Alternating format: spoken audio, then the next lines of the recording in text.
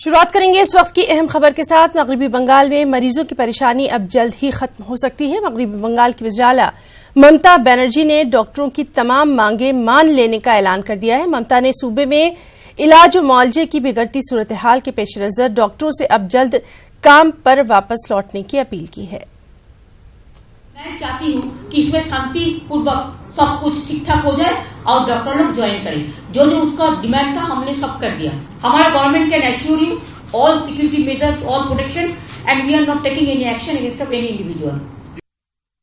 मरकजी वजीर सेहत डॉक्टर हर्षवर्धन बिहार में इंसेप्टिलाइटिस यानी दिमागी बुखार से 70 से ज्यादा बच्चों की अमवात के वाक़े का जायजा लेने इतवार के रोज बिहार के मुजफ्फरपुर जाएंगे। डॉक्टर हर्षवर्धन ने शनिचर को यहां कहा कि वो मुजफ्फरपुर जिले में बच्चों की जापानी बुखार और इंसेप्टिलाइटिस के सबब होने वाली अमवात के वाकयात के पेश नजर रियासती हुकूमत से इस सिलसिले में बातचीत करने और हालात का जायजा लेने के लिए कल वहां जाएंगे।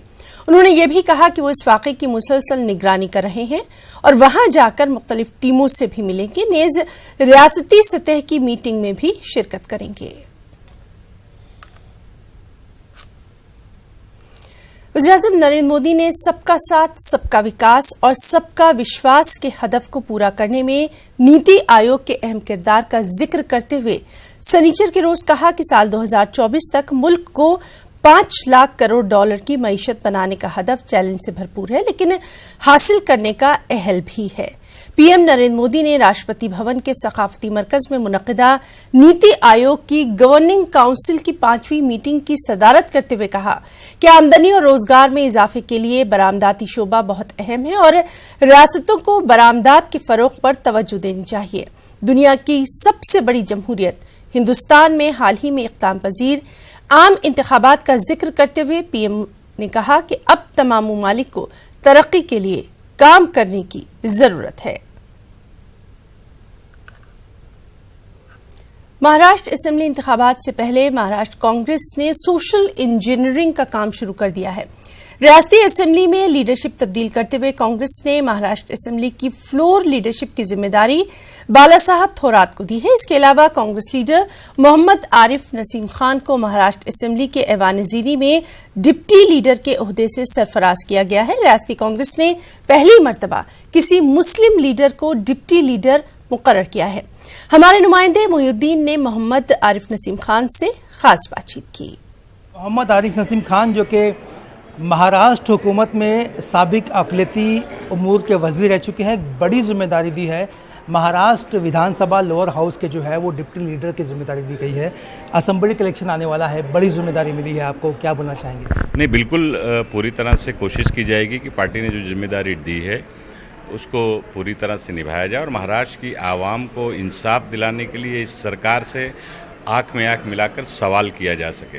पिछले 5 साल में भारतीय जनता पार्टी शिवसेना की सरकार ने सिर्फ महाराष्ट्र में वादे पे वादा और तारीख पे तारीख दिया है। इसके अलावा उन्होंने ज़मीनी हकीकत कहीं कुछ दिखाई नहीं दे रही है। आज महाराष्ट्र का किसान 15 से 1000 से ज़्यादा आत्महत्या कर चुका है, महंगाई बढ़ी है, बेरोज़गारी बढ़ी है। आज गाँव में सूखा पड़ा है, सारे गाँव के लोग शहरों की तरफ पलायन कर रहे हैं। पिछले 5 साल में सरकारों ने जो बजट पेश किया है, एक भी बजट 80 से 100% खर्चा नहीं हुआ है। कोई भी बजट, कोई भी डिपार्टमेंट का 50 से 60% खर्चा नहीं हुआ है। तो ये सब लोगों के आँख में धूल झोंकने का काम बीजेपी शिवसेना सरकार ने जो किया है, उसको आने वाली असेंबली इजलास में हम लोग मजबूती के साथ उनसे सवाल करेंगे और आवाम को इंसाफ दिलाने की लड़ाई मजबूती के साथ लड़ेंगे। सवाल है कि पैदा होता है नसीब भाई कि मतलब जो है वो तकरीबन 3 महीने बाकी है असेंबली इंतखाबात के लिए, आपको जो है जिम्मेदारी दी गई है, तो मुसलमानों को जोड़ने की जिम्मेदारी जो है वो कितनी अहम लगती है आपको? देखिए, चाहे अक़लियत के लोग हों या अक्सरियत के लोग हों, सभी लोगों की एक साथ चलने की विचारधारा कांग्रेस पार्टी की सोच हमेशा से रही है और उसको मजबूती से आगे ले जाने का काम हम लोग आने वाले दिनों में और करेंगे। आने वाले दिनों में आवाम के साथ जिस तरह से धोखाधड़ी करने का काम देश में चल रहा है, मुल्क में चल रहा है और ख़ास करके महाराष्ट्र में भारतीय जनता पार्टी शिवसेना की सरकार ने किया है, उसको बेनकाब करने की ज़रूरत इजलास के अंदर हम लोग करेंगे।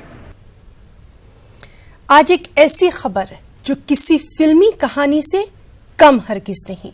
इस खबर में वो सब कुछ है जो कि 70 की दहाई में फिल्माई गई बॉलीवुड फिल्मों में होता था।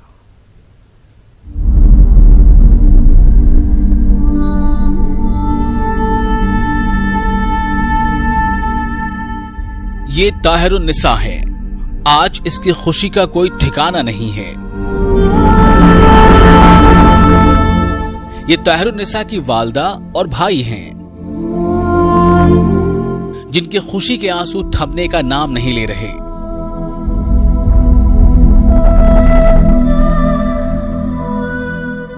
इस खानदान की खुशी 70 की दहाई में बनी किसी बॉलीवुड फिल्म से कम नहीं है। उत्तर प्रदेश के गोंडा की ताहिरुन्निसा 10 साल कबल यानी 5 साल की उम्र में आंधी तूफान में अपने वालिदैन और भाइयों से बिछड़ गई और 2009 में किस्मत ने इसे राजस्थान के उदयपुर और 2012 में जयपुर में कायम एक बालिका गृह पहुंचा दिया। साल गुजरते गए लेकिन ताहिरुन्निसा की अपने वालिदैन से मिलने की जिद कम नहीं हुई। ताहिरुन्निसा को उसके खानदान की तलाश में साथ दिया लॉस्ट एंड फाउंड फाउंडेशन ने। आखिरकार 10 साल बाद फाउंडेशन की मुहिम रंग लाई और ये बिछड़ा हुआ खानदान एक हो गया। और मैं जब यहाँ धोखे से ट्रेन में चढ़ गई थी, उसके बाद मैं गलती से उदयपुर पहुँच गई। उदयपुर में मुझे कुछ लोगों ने मुझे पाला पोसा, पर मैं मेरे खुद के पेरेंट्स की तलाश में निकल पड़ी वहाँ से। मैंने बहुत ढूंढा बच्चे को, गोरखपुर तक लेकर ढूंढा, गोरखपुर ढूंढा, गोंडा ढूंढा, बाराबंकी ढूंढा, लखनऊ तक मैंने ढूंढा। मैंने बहुत ढूंढा बच्चों को, मैंने नहीं पता पाया कि बच्चे कहाँ खो गए कहाँ नहीं। मैंने बहुत रोने लगा, बच्चे रोते रोते मैं परेशान हो गए थे। बच्चे को भी पाने की बहुत कोशिश करा। उस समय आंधी तूफान काफ़ी तेज थे, बारिश थी और उसी डर से ये स्टेशन पे कब गई कैसे क्या हुआ कुछ पता नहीं चल पाया। जब शाम तक वेट किया गया नहीं मिली तो काफ़ी दूर तक ढूंढा गया इसे। बहुत बहुत धन्यवाद उस ऊपर वाले का और आज इस संस्था का जो हमें हमारी बिछड़ी हुई सिस्टर मिलाई। लॉस्ट एंड फाउंड फाउंडेशन अब तक 237 बिछड़े खानदानों को मिला चुका है। ताहिरुन्निसा के केस में फाउंडेशन के पास ज्यादा क्लूज नहीं थे, लेकिन ताहिरुन्निसा की अपने खानदान से मिलने की जिद फाउंडेशन को हिम्मत देती रही।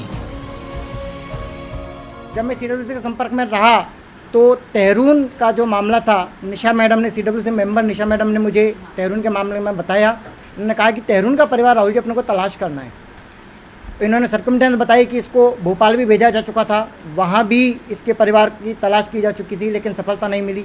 एक बार की मुझे भी लगा कि सीडब्ल्यूसी कोशिश कर चुकी है, प्रयास हो चुके हैं, वाकई में सफल हो पाऊँगा या नहीं हो पाऊँगा।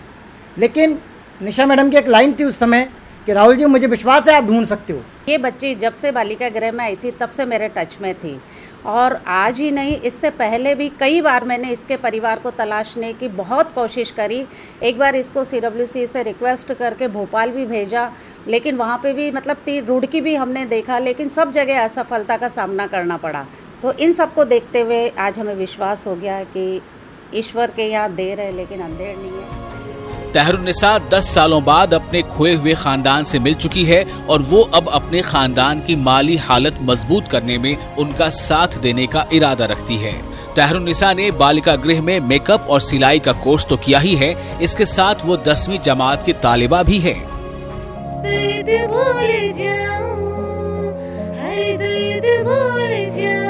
यूं खेल खेल में मिलती है जहां खुशियां परियों के भेष में। न्यूज़ 18 उर्दू के लिए जयपुर से अरबाज खान की रिपोर्ट।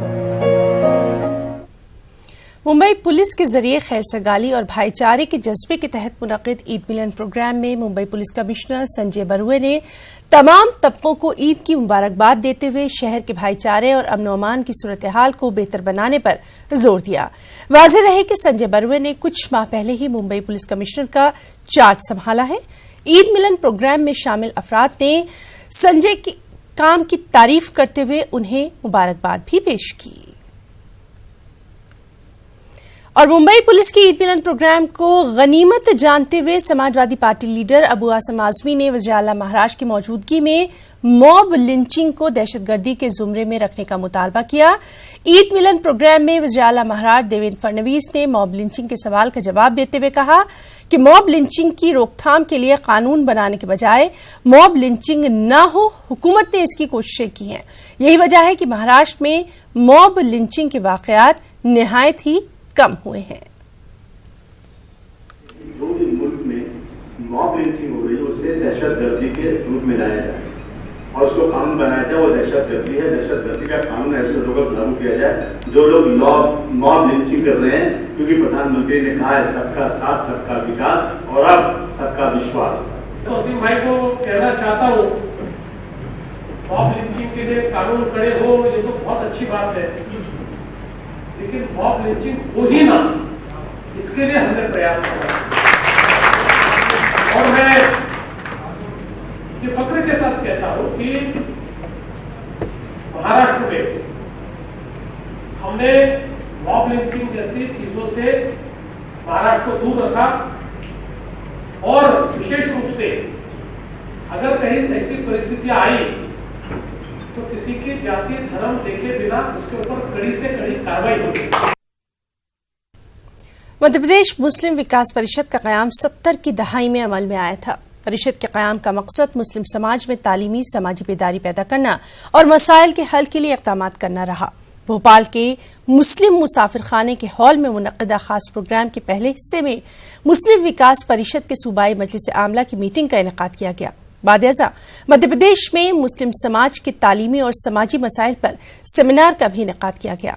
सेमिनार में दानिशवरों ने जहां कौम के अंदर आपसी इंतशार को अपनी पसमानदगी की बड़ी वजह करार दिया, वहीं ख्वानगी न होने की सूरत में हुकूमत की फलाही स्कीमों से दूरी को भी बड़ी वजह करार दिया।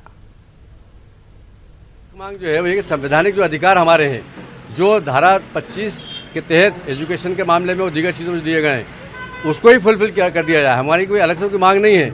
जब आप हमें बजट देते हैं, सब कुछ करते हैं, तो उसी बजट को आप इम्प्लीमेंट करा दें कायदे में, वो सही ढंग से हो। जो अधिकारी अगर इम्प्लीमेंट नहीं करते हैं समयबद्ध तरीके से, तो उनके खिलाफ कार्रवाई की जाना चाहिए, ताकि उसका एक सही तरीके से मतलब मकसद हो सके। लेकिन खाली एक घोषणा कोई नेता करके चले जाए, वो इम्प्लीमेंट नहीं हो तो या नहीं चलेगा ना, हम कैसा करने देंगे। भाई मसलक और फिरके अपनी जगह रहने दीजिए, ये आज की बात नहीं है, बरसहा बरस से परंपरा चली आ रही। हालात से निपटने के लिए हर बार हालात बदलते हैं, दौर बदलता है, लोग बदलते हैं, रहबरी बदलती है, रहनुमा बदलते हैं। उससे संघर्ष करने के लिए हमें भी कुछ चेंजेस लाते रहना चाहिए, लेकिन मुत्तहद होके। जब तक अपन यूनाइटेड नहीं होंगे कुछ नहीं कर पाएंगे। आज देख लीजिए दुनिया के सामने हालात हैं।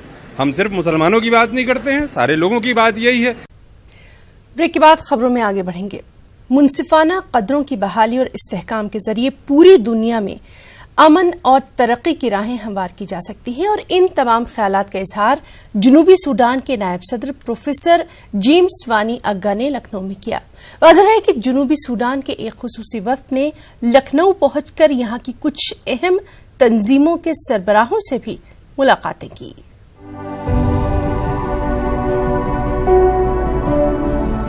सूडानी वफ्द दुनिया में अमन के क़याम का ख्वाह है और इंसानी कदरों की बहाली के जरिए अपने मुल्क के साथ साथ पूरी दुनिया की तरक्की व खुशहाली के ख्वाब देख रहा है। प्रोफेसर जेम्स वानी ने लखनऊ में अपने ख्यालात का इजहार करते हुए कहा कि दुनिया को गहवारे अमन बनाना सूडान का अहम ख्वाब है। सूडान एक ऐसा खित्ता है जहां कुदरती खजाने मौजूद हैं और वहां सरमायाकारी करके अहम मुल्क इस तरक्की का हिस्सा बन सकते हैं, जिनका बुनियादी असास अमन व इंसाफ है। This is on impact of justice on sustainable peace and development. This essentially took place here in Lucknow on the 12th, and we continued yesterday and of course today with some other mini engagements.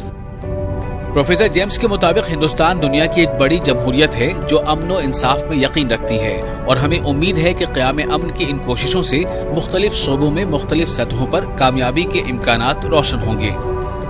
Our approach towards sustaining peace is through development. Lucknow में क़याम के बाद ये अहम वफ्द दिल्ली में भी कुछ अहम तंजीमों के सरबराहों, अफसरों और मुख्तलिफ शोबों के सरकर्दा लोगों से मुलाकात करेगा। न्यूज़ 18 उर्दू के लिए लखनऊ से तारिक कमर की रिपोर्ट। हिंदुस्तान और पाकिस्तान के बीच कल होने वाले वर्ल्ड कप मैच में हिंदुस्तानी टीम की कामयाबी के लिए भोपाल में खास दुआएं मांगी गई। मुहिब्बान भोपाल फोरम के ज़ेर एहतमाम मुमताज सूफी बुजुर्ग फैज मोहम्मद खान के मकबरे पर फोरम के अरकान ने चादर पेश की और पाकिस्तान के साथ साथ वर्ल्ड कप में होने वाले तमाम मैचों में टीम इंडिया की कामयाबी के लिए खास दुआएं मांगी गईं। फोरम के अरकान की ख्वाहिश है कि वर्ल्ड कप हिंदुस्तान में आए और टीम इंडिया के खिलाड़ी अपने बेहतरीन खेल से दुनिया के लोगों के दिलों पर हुकूमत करें।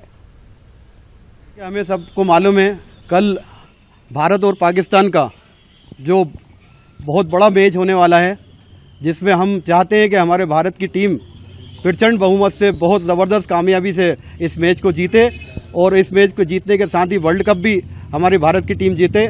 यही सोच और यही समझ के साथ हम लोग यहाँ पर सब लोग मुस्लिम समाज के विभिन्न दूर दराज के इलाकों से यहाँ पर सब इकट्ठा हुए। तौफीक भाई और इनके सारे जितने भी साथी हैं ये हर बार आते हैं, इस बात की फिक्र करते हैं और जगहों पे भी दुआओं का कहते हैं और जब भी मिलते हैं ये कहते हैं कि भारत के लिए दुआ कीजिए, भारत जीतना चाहिए और पाकिस्तान से ही नहीं किसी भी मुल्क से उसका मैच हो वो जीतना चाहिए और हर फील्ड के अंदर भारतीय आगे होना चाहिए।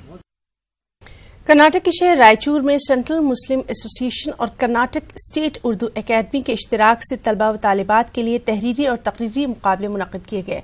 शहर की प्रिंसेस फातिमा पीयूसी कॉलेज में मुनक़िदा इन मुकाबलों में स्कूलों और कॉलेजों के तलबा ने बड़ी तादाद में हिस्सा लिया। सेंट्रल मुस्लिम एसोसिएशन शाख रायचूर के सदर मोहम्मद अब्दुल्ला इकबाल मुनियार ने न्यूज़ 18 को बताया कि सेंट्रल मुस्लिम एसोसिएशन की जानिब से उर्दू ज़बान व अदब के फ़रोग़ के लिए हर साल इसी तरह से तहरीरी और तकरीरी मुकाबले मुनक़िद किए जाते हैं। तहरीरी और तकरीरी मुकाबलों में बेहतरीन मुजाहरा करने वाले तलबा व तालिबात को 22 जून को रायचूर में मुनक़िद होने वाली कुल हिंद उर्दू कॉन्फ्रेंस में एज़ाज़ से भी नवाजा जाएगा। स्कूलों के तलबा व तालिबात और कॉलेज के तलबा व तालिबात ने हिस्सा लिया। 22 जून उर्दू कॉन्फ्रेंस कुल हिंद उर्दू कॉन्फ्रेंस मुनक़िद की जा रही है।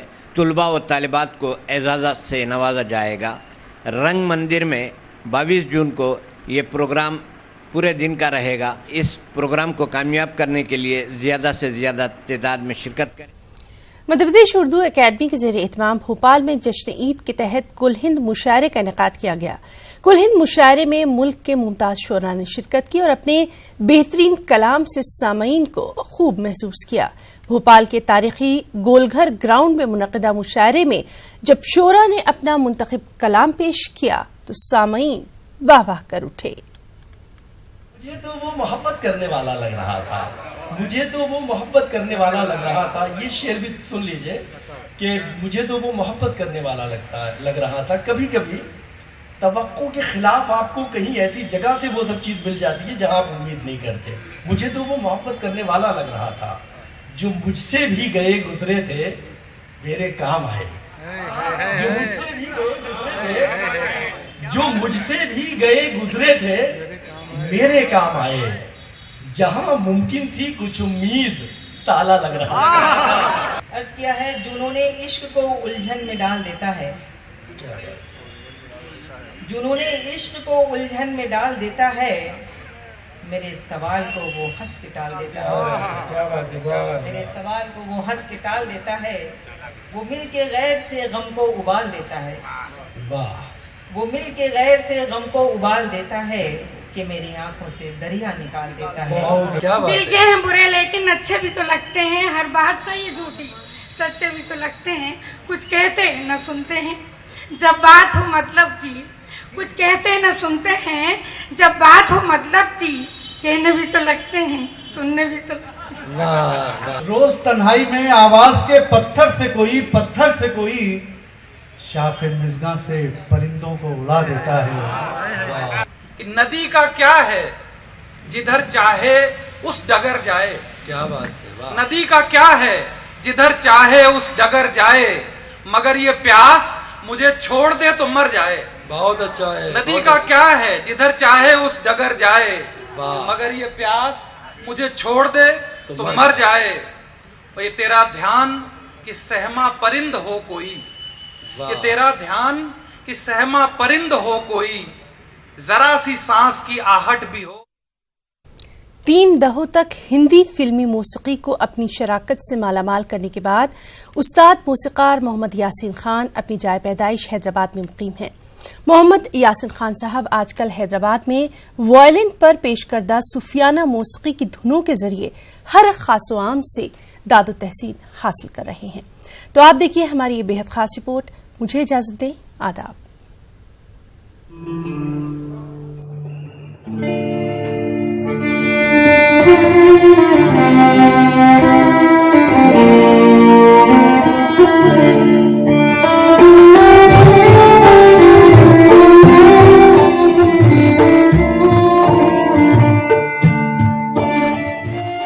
उस्ताद फनकार मोहम्मद यासीन खान को बचपन से ही मौसीकी से दिलचस्पी थी।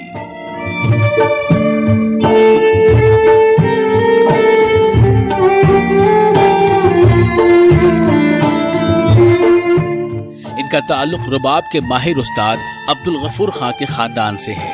मौसीकी की इब्तदाई तालीम के बाद मोहम्मद यासीन खान ने मुंबई का रुख किया और एक तवील अरसे तक हिंदी फिल्मों की मौसीकी को अपनी एयानत से मालामाल किया।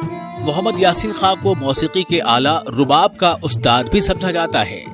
मोहम्मद यासीन खान ने शोले, धर्मात्मा और उमराव जान के अलावा बेशुमार हिंदी और साउथ की फिल्मों की मौसीकी के लिए अपना ताउन पेश किया है।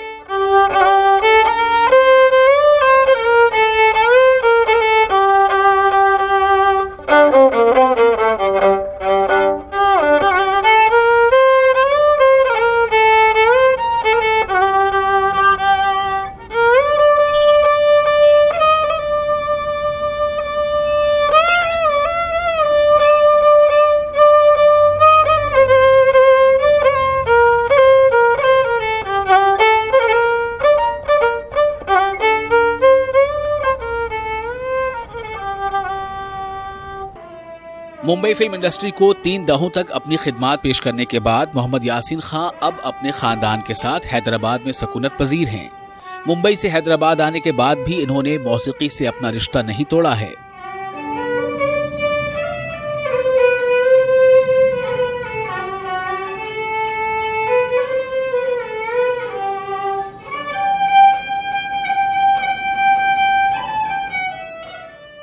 खान साहब जहां अपने मखसूस अंदाज में फिल्मी व गैर फिल्मी का मुजाहरा पेश करते हैं, वहीं आजकल वायोलिन पर अपने मशहूर कुन अंदाज में सूफियाना धुनें भी पेश कर रहे हैं।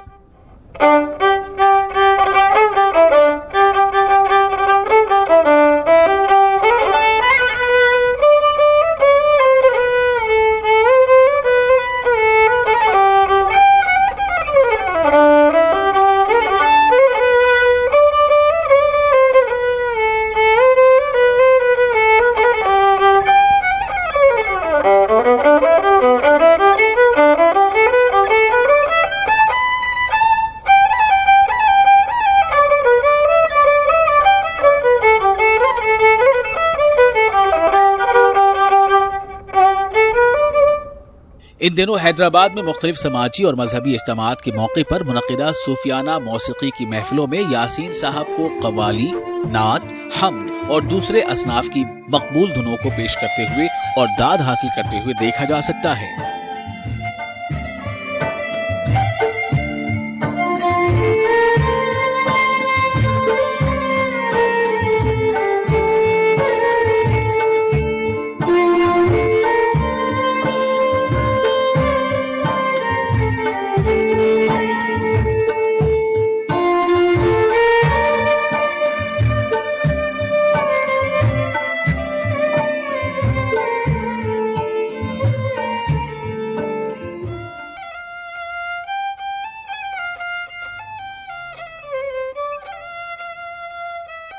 मोहम्मद यासीन खान मौसीकी के कई आलात बजाने में महारत रखते हैं।